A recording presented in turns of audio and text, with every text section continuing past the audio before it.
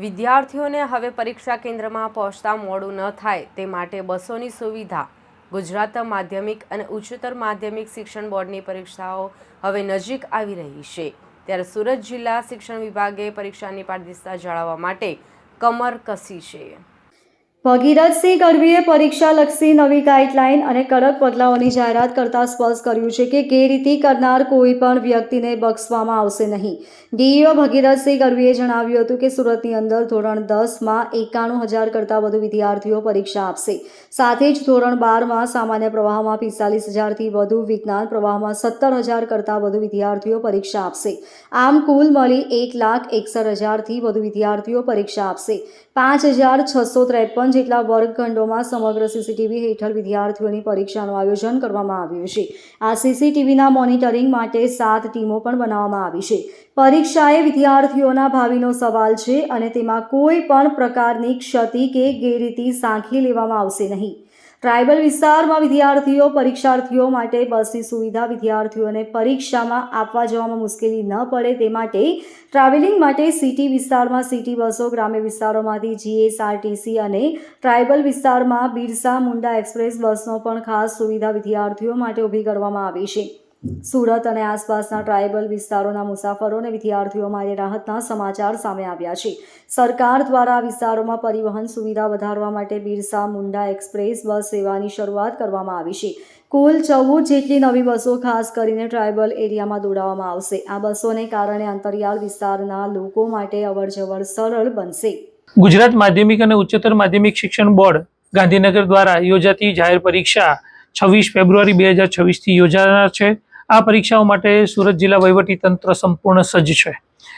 માન્ય કલેક્ટર સાહેબ આ સમિતિના પરીક્ષા સમિતિના અધ્યક્ષ છે।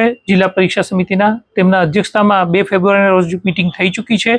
તમામ વિભાગો તે સમયે હાજર હતા। તમામ વિભાગોને પણ તમામ પ્રકારની સૂચનાઓ આપવામાં આવી છે। વિદ્યાર્થીઓને કોઈ પણ પ્રકારની અગવડ ન પડે તે માટે સંપૂર્ણ તૈયારી રાખવામાં આવી છે। સુરતની અંદર ધોરણ 10ની અંદર 91,000 કરતાં વધુ વિદ્યાર્થીઓ પરીક્ષા આપશે। ધોરણ 12 સામાન્ય પ્રવાહમાં 45,000 કરતાં વધારે વિદ્યાર્થીઓ પરીક્ષા આપશે। આ ઉપરાંત ધોરણ 12 વિજ્ઞાન પ્રવાહની અંદર 17,000 કરતાં વધારે વિદ્યાર્થીઓ પરીક્ષા આપનાર છે। કુલ મળી 1,61,000 કરતાં વધારે વિદ્યાર્થીઓ પરીક્ષા આપશે। ગુજકેટ અને ધોરણ 12 વિજ્ઞાન પ્રવાહ પ્રાયોગિકની પરીક્ષાનો પણ સમાવેશ કરીએ તો 2,23,000 કરતાં વધુ વિદ્યાર્થીઓ આ પરીક્ષા આપનાર છે। આ વિદ્યાર્થીઓ માટે સીસીટીવીની સંપૂર્ણ છે। 5,653 જેટલા વર્ગખંડો અને તમામ વર્ગખંડો સીસીટીવીથી સજ્જ છે। આ સીસીટીવીનું મોનિટરિંગ માટે 7 ટીમો બનાવવામાં આવી છે। એ તમામ વર્ગખંડોનું મોનિટરિંગ કરશે। આ ઉપરાંત પરીક્ષા પૂર્ણ થયા બાદ તમામ વર્ગખંડોની સીડીનું નિરીક્ષણ કરવામાં આવશે અને જો કોઈ પણ ક્ષતિ હશે તો તે વિરુદ્ધની કાર્યવાહી કરવામાં આવશે।